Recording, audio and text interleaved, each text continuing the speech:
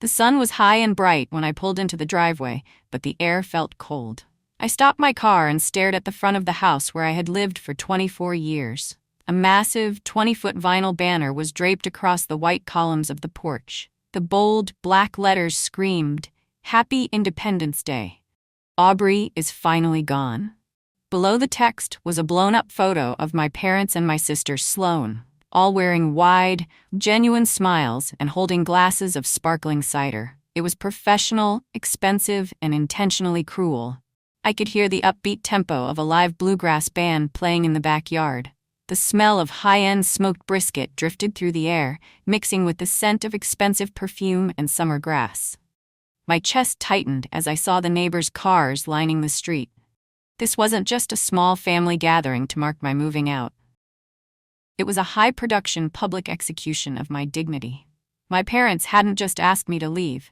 They had invested time and money into making sure everyone in our social circle knew my departure was a cause for celebration. I sat in my car, my hands gripping the steering wheel until my knuckles turned white, watching the spectacle of my own rejection unfold. I stepped out of the car, feeling small in my wrinkled, coffee-stained scrubs. I had just finished a double shift at the firm where I worked as an architectural consultant, and I was exhausted. My name is Aubrey Miller, and I am 24 years old. For the last 3 years, I had lived in the basement suite of my parents' estate.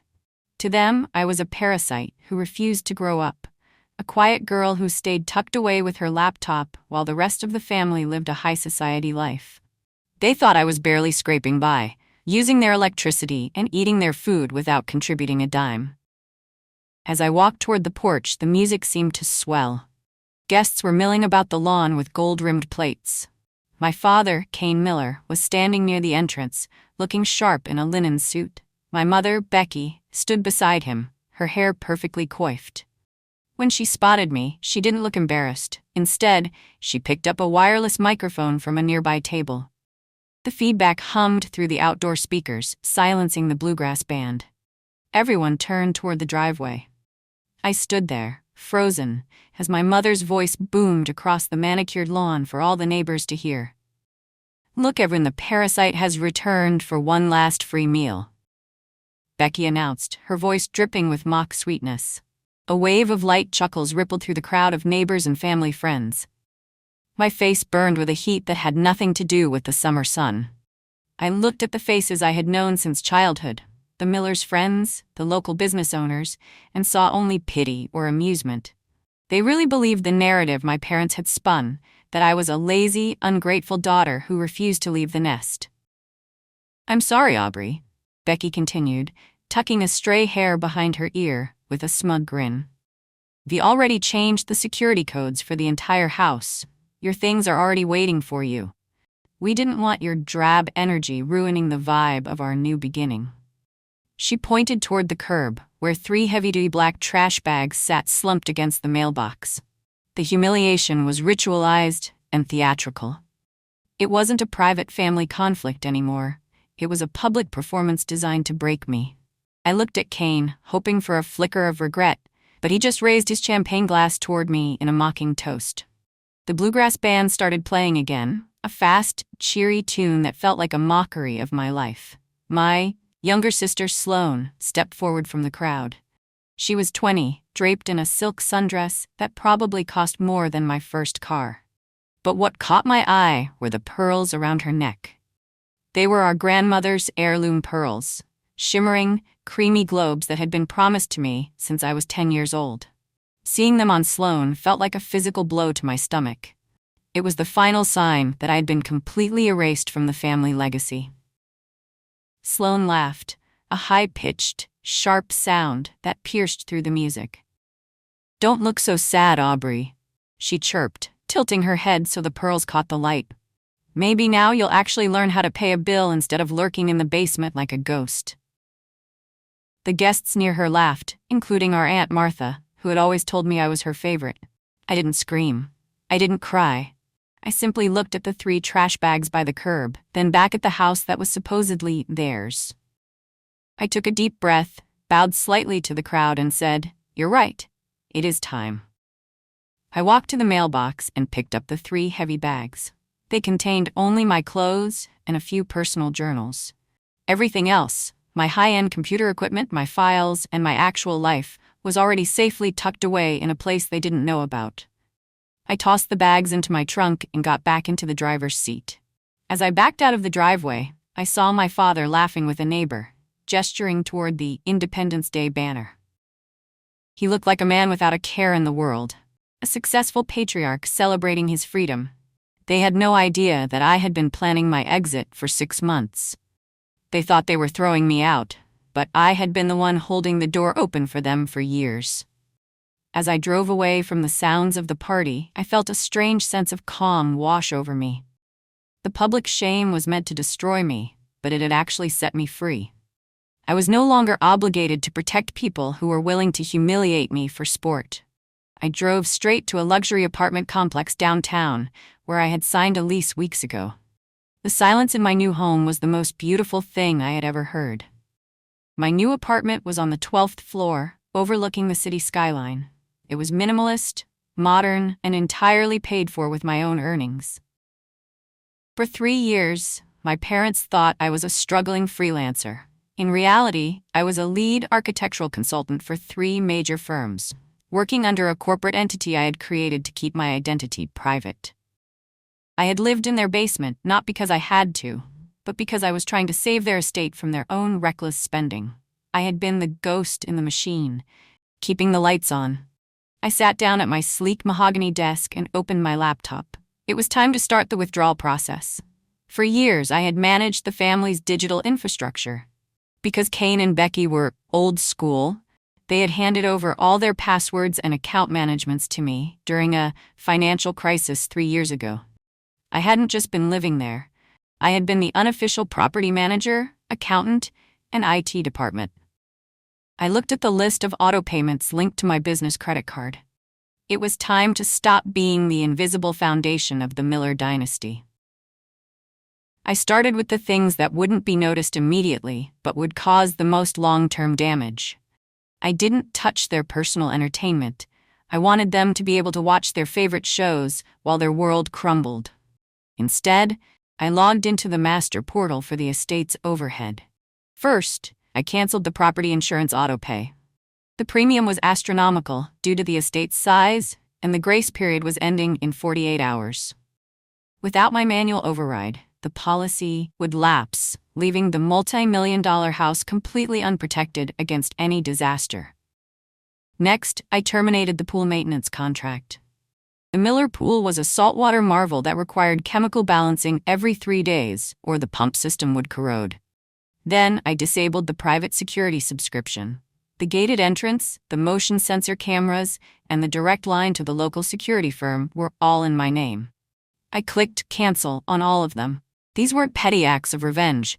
They were simply me stopping the gifts I had been giving them.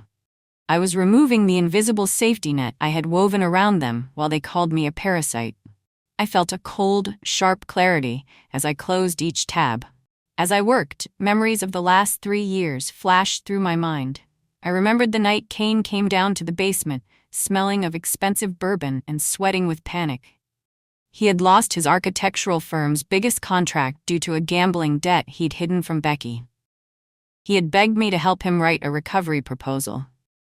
I had stayed up for 48 hours straight, ghostwriting a brilliant consulting report that saved his reputation. He didn't thank me. He just took the credit and told Becky he had worked his magic to keep them afloat. That was the pattern. I would fix the leaks, pay the overdue bills from my consulting fees, and negotiate with creditors, while they walked around the upper floors, acting like royalty. I had been terrified of the family name being dragged through the mud, so I protected it. I had let them believe I was a work-from-home failure because it was easier than explaining that I was actually the one paying the mortgage they thought was covered by investments. They truly believed the house was a result of their own brilliance, never realizing that their daughter was the one signed on as a co-guarantor. 3 days after the party, the first cracks began to appear in the Miller's perfect facade. I knew this because I still had access to the HOA portal. A notification popped up in my email. Notice of violation. Section 4.2, Landscaping Standards. The estate's automated irrigation system, a complex network I had custom-coded to save on water bills, had glitched. Because I had revoked the remote access permissions, the system had shut down entirely. In the sweltering July heat, the pristine emerald green lawn was already turning a sickly shade of brown. The HO was notorious for its strictness. The fine was $500 per day until the grass was restored to community standards. I could imagine Kane's face as he tried to figure out the manual override in the control shed. He wouldn't know the password. I had changed it the night of the party to his favorite gambling site's URL, but he would never guess I knew about that. I also received an alert from the catering company they used for the Independence Day party. The payment had bounced because the account they thought was an investment fund was actually a clearing account I had funded. My phone started buzzing around 6 p.m. on the 5th day. It was Kane. I didn't answer. He left a voicemail, his voice sounding tight and frustrated, but still carrying that tone of parental authority. "Aubrey, if you're listening, we need the password for the irrigation shed. The lawn is dying, and the HOA is breathing down my neck. Also, where's the blue folder for the Peterson account? I have a meeting tomorrow and I can't find the latest project specs." I deleted the message. The Peterson account was the one I had been ghost managing for him. Without my technical specs and design revisions, Kane was essentially a man trying to read a map in the dark. He had become so dependent on my invisible labor that he had forgotten how to do his own job. A few hours later, Becky called. She sounded less authoritative and more annoyed. "Aubrey, the pool is turning a strange shade of green, and the service company says our contract was terminated. Fix it. We have the garden club coming over on Sunday." I put my phone on Do Not Disturb and went back to my architectural rendering. The silence was deafening, and I loved every second of it. By the end of the first week, I decided it was time to provide some clarity. I didn't want them to think this was a technical glitch. I wanted them to understand the math. I spent an hour compiling a master spreadsheet titled The Miller Recovery Fund. It was a line-item breakdown of every dollar I had funneled into their lives over the past 36 months. I included mortgage bridge payments, Sloan's sorority dues, the property taxes I'd covered, and even the emergency repairs for Kane's luxury car. The total at the bottom was a staggering $142,000. I took a screenshot of the final page and posted it to our family group chat without a single word of text. For a long time, the chat was silent. I could see the typing bubbles appear and disappear as they processed the information. Then the explosion began. Becky was the first to fire back. "How dare you keep a ledger on your own family? We raised you. We gave you a roof over your head. You owed us this much for the years of disappointment you've caused." She still didn't get it. She still thought my labor was a debt I was paying off for the crime of existing. The group chat became a war zone of gaslighting and rage. Kane joined in, calling me calculating and malicious. He claimed that the $142,000 was just household contributions, and that I was overinflating my role to make myself feel important. He even threatened to sue me for financial sabotage because I had canceled the insurance and security. I sat on my balcony, watching the sunset, as my phone vibrated with their vitriol. It was fascinating to see how quickly they turned to anger when the reality of their dependency was laid bare. "I didn't sabotage anything," I finally typed back. "I simply stopped paying for a life you claimed I wasn't part of. If I was a parasite, then surely you don't need my money or my work. Enjoy your independence, just like the banner said." I then uploaded a PDF to the chat, the promissory notes. These were digital documents Kane had signed during his late-night bourbon sessions, acknowledging the money I provided as loans to his firm to keep it solvent. He had probably forgotten they existed, but I had saved every digital signature. The chat went dead for 3 hours after that. The social fallout began on day 10. The catering company for the Independence Day party was a high-end firm that worked with all the elite families in the neighborhood. When the check bounced, they didn't just send a polite email, they sent a formal demand for payment to the Millers, CCing the HOA board as per their policy for neighborhood events. Suddenly, the neighbors who had laughed at my mother's microphone announcement were hearing that the Millers couldn't even afford their own celebration. The Independence Day party was becoming a local joke. I initiated a chargeback on my business credit card for the party's deposit. I argued that the event was held on a property where I held a legal co-ownership interest, thanks to a complex deed arrangement my grandfather had set up, and that the event was unauthorized. The bank temporarily froze the funds, which caused the catering company to escalate their demands. Becky began receiving notice of non-payment letters that were visible to the mailmen and anyone who walked by. The public spectacle they had created was now turning its lens back on them, and the view wasn't nearly as pretty. The professional void I left behind was even more devastating. Kane's biggest client, a man named Mr. Henderson, called my personal office line. He had tracked me down through my consulting firm's registration. "Aubrey," he said, sounding weary, "I just saw the draft your father submitted for the new city library project. It's a disaster. It looks like a high schooler drew it. I know you've been the one doing the real heavy lifting on these designs for years. If you aren't on this project, I'm pulling the contract from Miller and Associates." I felt a pang of guilt, but it was quickly replaced by a sense of justice. "Mr. Henderson," I replied calmly, "I am no longer affiliated with my father's firm in any capacity. I am focusing on my own consultancy now." Mr. Henderson sighed. "I understand. I won't tell him we spoke, but I'm terminating the partnership tomorrow. Without your vision, there is no Miller and Associates." I hung up the phone. My father's firm, the source of his pride and the Miller's social standing, was officially a hollow shell. The man who had mocked me as a parasite was about to lose his livelihood because he had chased away his only asset. By the middle of the second week, the physical state of the Miller estate was in a rapid decline. The green pool had become a breeding ground for mosquitoes, and the neighbors were complaining to the health department. The lawn was a graveyard of brown stalks. Without the private security subscription, the gate stayed permanently open, and a group of local teenagers had started using the long driveway as a place to hang out at night. The fortress of luxury was becoming a public eyesore. I received a text from Sloan.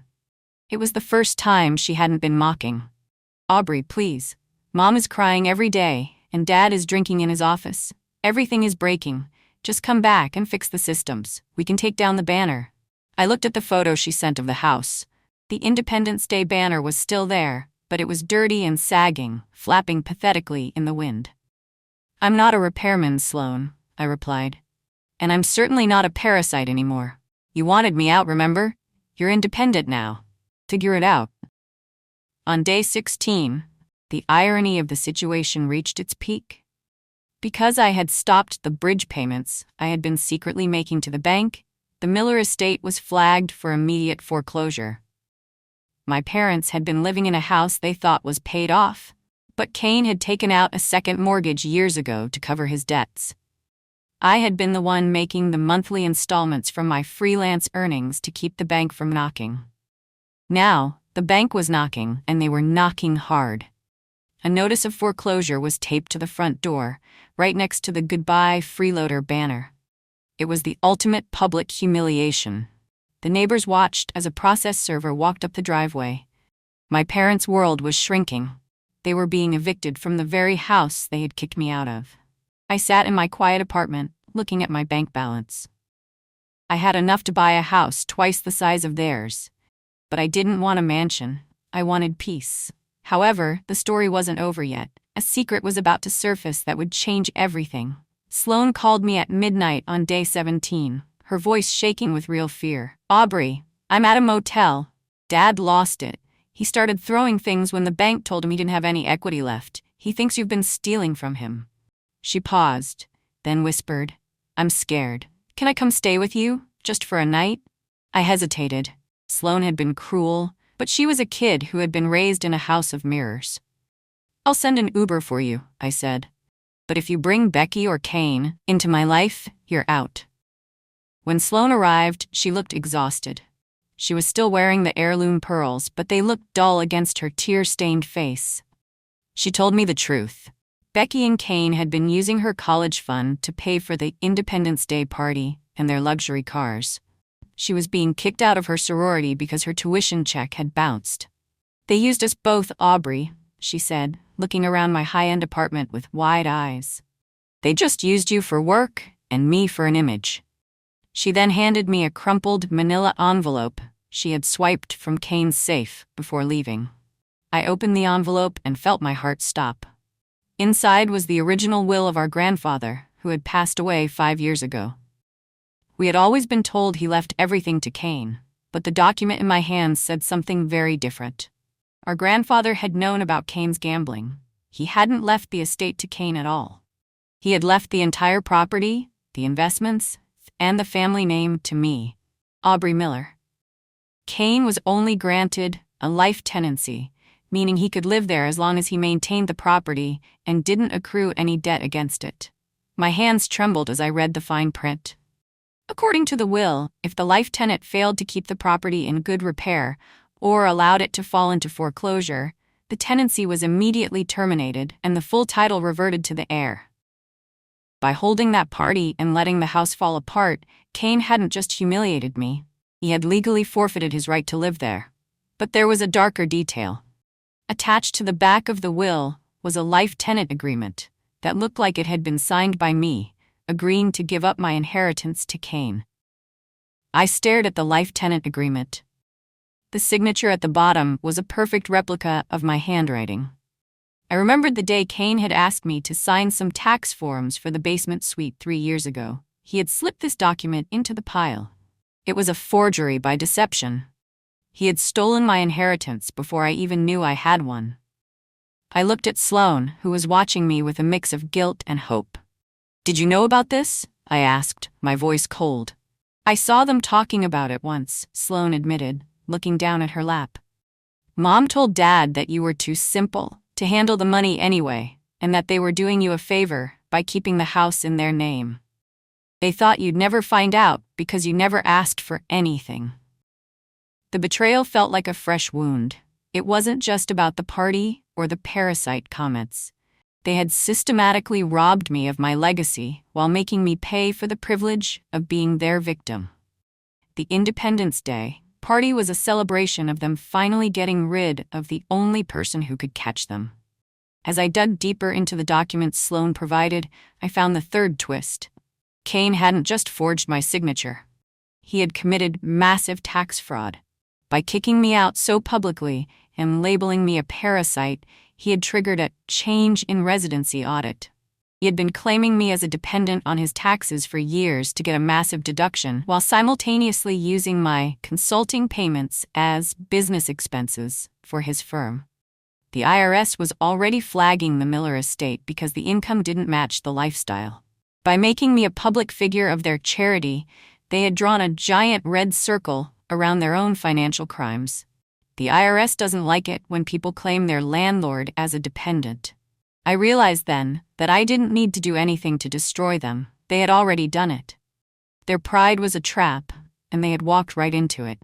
I sat back in my chair, the weight of the grandfather's will in my hand. I had the power to take the house back, to put Kane in jail for forgery, and to leave Becky with nothing.